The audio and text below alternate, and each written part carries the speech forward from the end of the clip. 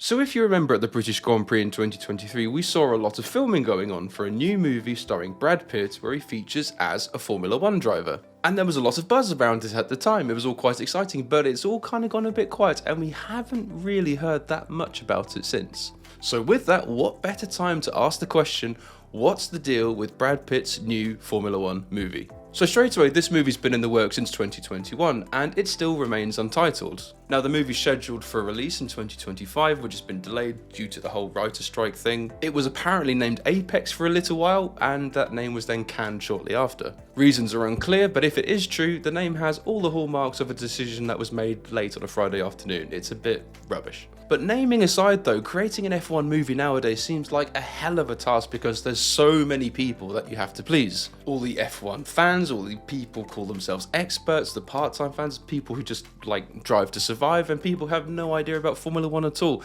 There's a hell of amount of people that you have to appease all at once. So the overall story, the actual premise, has to be up to scratch. Now the movie itself looks like it's going to be distributed through Apple TV, so if you don't fancy watching it in the cinema and you don't have Netflix, you better get your subscription handy. The movie also has a reported budget of over $300 million, and if you look at how much movies kind of cost nowadays, that's kind of on the mid-scale. And putting it into perspective, when you consider F1's budget cap, that's about the same as running an F1 team for 2 seasons. Just shows how expensive making a movie actually is. Now details are not 100% yet, but from what we can gather so far, the basic premise is this. So Brad Pitt plays an old school F1 driver named Sonny Hayes, whose heyday in Formula One was in the 90s and 2000s. He then suffers a career-ending injury, which means he has to give up his time in F1 and race in other series.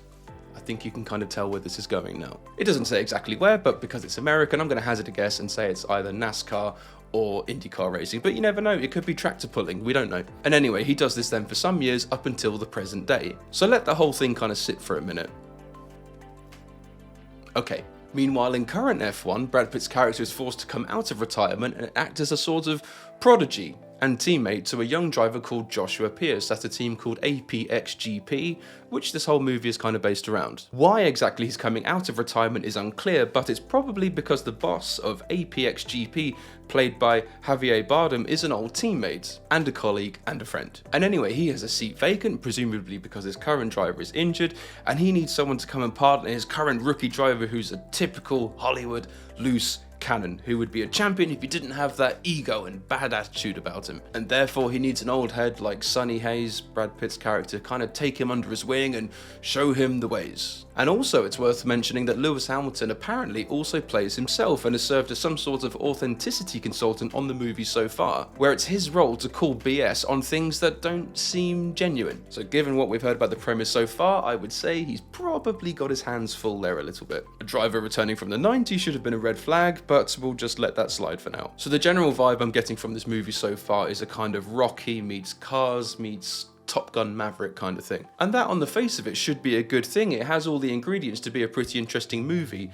but it's just the enormous task of doing all of this in an F1 setting. Because whilst I have no doubt the general premise of the film will definitely draw people are interested in Formula One. Whether it will actually get good reviews and approval and whether people will enjoy it, considering everything it has to do, all the boxes it has to tick, it seems more or less like an impossible task. Because a lot of the public nowadays and also F1 fans have a habit of picking up on every tiny little thing, every small little inaccuracy or error, it gets picked upon. And when you consider things like Formula One, it is going to be rife with this sort of thing. Oh, I think you'll find that's actually a Formula 2 car. Oh, actually, the engine revs are a bit too high for that sort of corner. That would definitely never happen in real life. Just general little things like that. Because the situation is this, you can't just appeal to die-hard Formula 1 fans and tick all their boxes because it's quite a small community and the movie just won't make any money. So then you've got to kind of broaden it out and try and make it appeal to everybody, possibly to quite a majority of people who have never even watched Formula One before. And then you might have the situation where the film is actually kind of alienating a portion of fans, where you have a situation like Drive to Survive where it's packaged up for the F1 fans,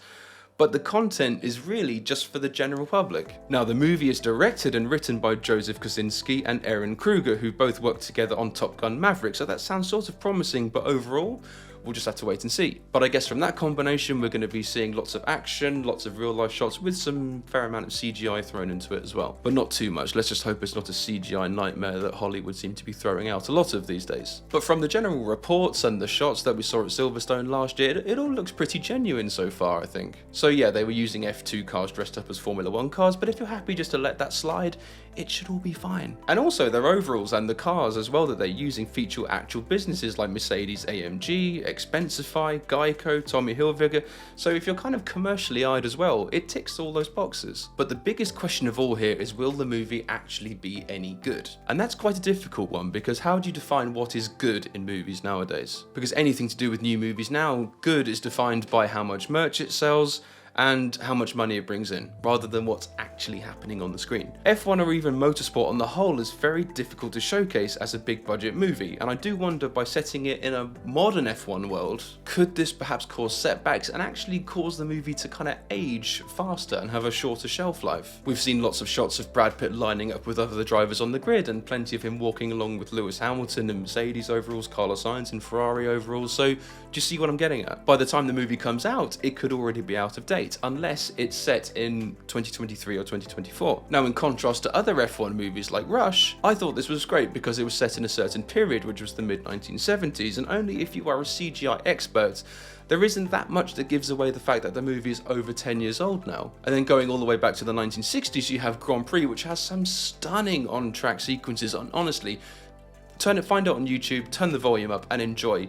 I mean, some of the dialogue and the general story is a bit shonky, but if you just watch the on-track sequences, it is fantastic. But as I said, turn the volume up and enjoy. But the movie we're talking about, the Brad Pitt one, looks like it's going to be sort of a action drama style movie. However, motorsport has been pulled off in other genres when you consider things like Talladega Nights, which is just a straight up comedy. Yes, it's NASCAR, yes, it's ridiculous, but you can watch it over and over again. And also, who could forget Days of Thunder, which is just Top Gun meets NASCAR. And if you just accept it for what is and not expect an earth-moving cinematic experience, it's a fun movie, it's great, it's one of my favourites. But the overall premise of this yet untitled Brad Pitt F1 movie reeks of another film that came out a few years ago starring Sylvester Stallone and goes by the name Driven. Because the general story of the movie is actually very similar. Set in Champ Car in the late 90s, an old school, slightly misunderstood driver returns to help nurture a younger driver back to his winning ways, who's kind of lost his form a little bit. This young driver has to get back on the wagon, and Sly has to remind him that if you focus on the racing,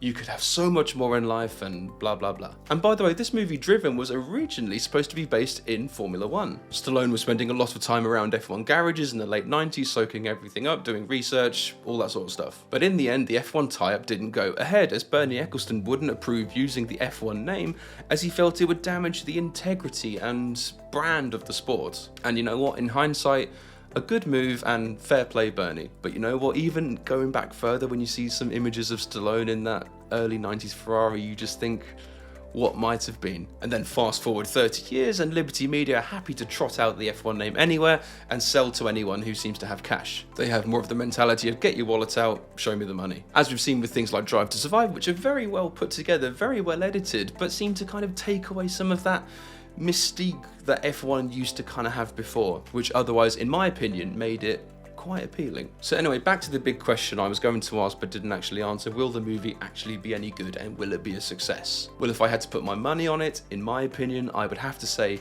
no and no, and here's why. So first of all, I think the audience that the movie is trying to appeal to is going to have a really tough time buying the general story and idea of the movie. Or more accurately, the perceived audience, I think, can be split into two halves. So the first half of this audience, anyone who isn't a fan of F1 or even slightly interested, I don't think will be that into it, nor will be too keen on sitting down and watching this movie for 2 hours or however long it will be. Given attention spans nowadays, especially for things that you're not all that keen on perhaps, or things that don't tick all your boxes, 2 hours is a hell of a long time. Some F1 fans won't even sit down to watch an entire race, so what does that tell you? But a portion of that audience will also go and see the movie because it has Brad Pitt in it, and generally he's actually done some pretty good stuff. And having him in the movie alone just sells tickets. But like I said, if you aren't swayed by that and don't have the slightest interest in Formula 1, motorsport, or even cars, I would probably say that this movie isn't for you. Now, the other half of this audience, I think you can lump together the die-hard F1 fans,